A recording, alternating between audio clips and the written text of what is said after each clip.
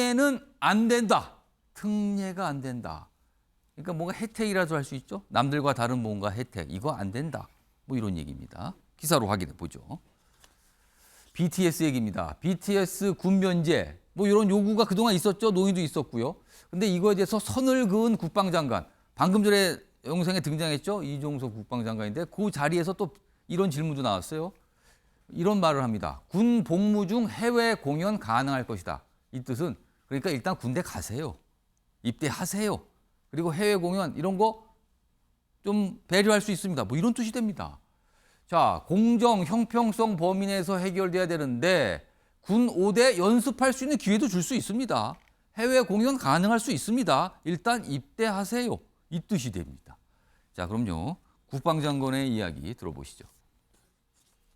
군의 5대 군에서 연습할 수 있는 기회를 주고 또 해외 공연의 일정이 있으면 얼마든지 추후에서 함께 공연할 수 있도록 해줄 수 있는 방법이 있을 걸로 저는 판단하고 있습니다. 그러나 많은 사람들이 군에 복무하는 그 자체를 굉장히 높게 평가하기 때문에 오히려 그것이 그들의 인기에 더 도움이 될 수도 있다는 그런 생각도 할 수 있다고 봅니다. 그래서 자, 국방장관의 저런 입장이 관철이 된다면, 결정이 된다면 온 연말부터 BTS 멤버 한 명씩 입대를 해야 되는 상황이 돼요. 자, 조대니 변호사는 네. 국방장관의 판단을 어떻게 보십니까? 뭐 국방장관은 군 입대를 하는 게 뭐 좋겠다라고 얘기를 했지만 저는 군은 면제해줘야 된다라고 저는 생각합니다. 이건 혜택을 좀 줘야 돼. 특례를 네. 줘야 된다. 이게 이제 혜택이라고 생각을 할 수도 있겠지만 혜택이 예. 아니라 뭐 BTS를 국가적으로 더 크게 이용한다라고 보면 더 좋을 것 같아서요. 그래서 있는 그대로의 물론 이제 국방부 장관이 얘기하는 것처럼 뭐 입대하고도 해외 공연할 수 있지 않느냐 뭐 이렇게 얘기를 하지만 군인이 되는 순간 이제 뭐 BTS가 가졌던 여러 가지 창작적인 뭐 이런 분위기라든지 이런 게 또 좀 훼손이 될 수가 있기 때문에 있는 그대로의 모습을 좀 지켜주면서 BTS처럼 국가적으로 활용도가 더 높게끔 이용할 수 있는 그런 그게 있다면 그 있는 그대로의 모습을 좀 지켜주고 혜택이 아닌 이용의 차원에서 국가적인 이용의 차원에서 군면제를 해야 된다고 저는 생각합니다. 특례를 주지만 그건 꼭 혜택이라보다는 국가를 위한 어떤 활용이다. 이렇게 네. 좀 봐달라. 이런 뜻이네요.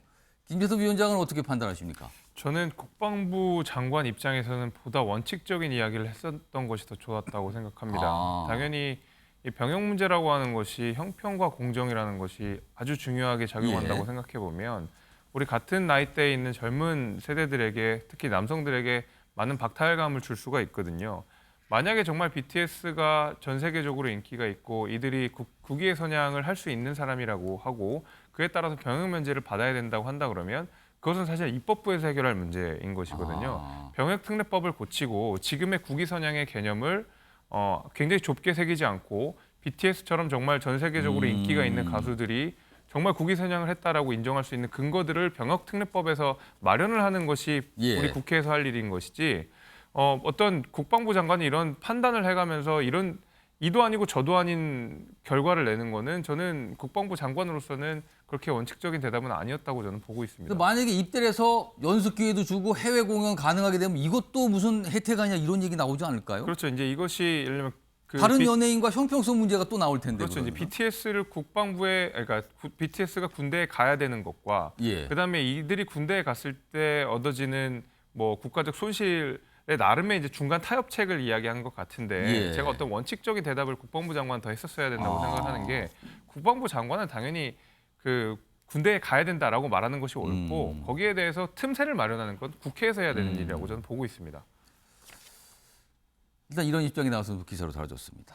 다음은 이제 마지막 기사가 될 것 같은데요. 뭐 경제 얘기입니다. 수출, 무역 이런 얘기죠.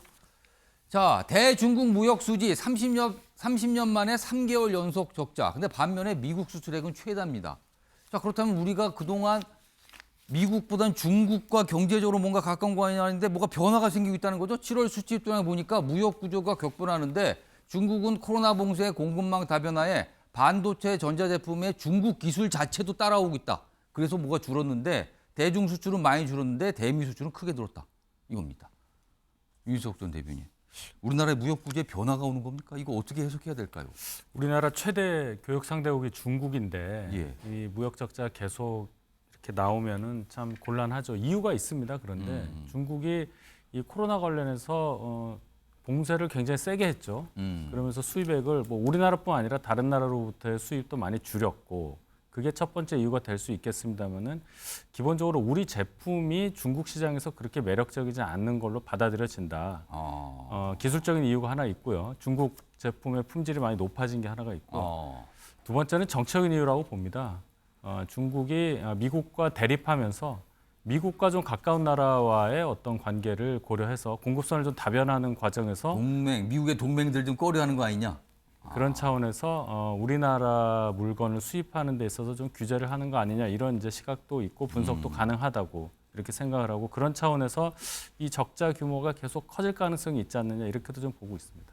일단 뭔가 변화가 아니냐. 근데 좀 더 지켜봐야 될 것 같긴 해요. 다음 이제 마지막 기사인데요. 소개만 해드리죠. 가족의 재구성. 지금 친구, 연인과 산다는 분이 한 100만 명 된대요. 전통적인 가족 개념과 다르죠? 그러니까 숫자가 굉장히 많으니까 이거 좀 잘 들여다보고 이분들을 위해서 해줄 수 있는 게 없을까? 이거 고민할 때다. 뭐 기사는 이렇게 좀 다루고 있습니다. 아침의 매일경제 오늘은 여기서 마무리합니다. 시청해 주신 여러분 고맙습니다.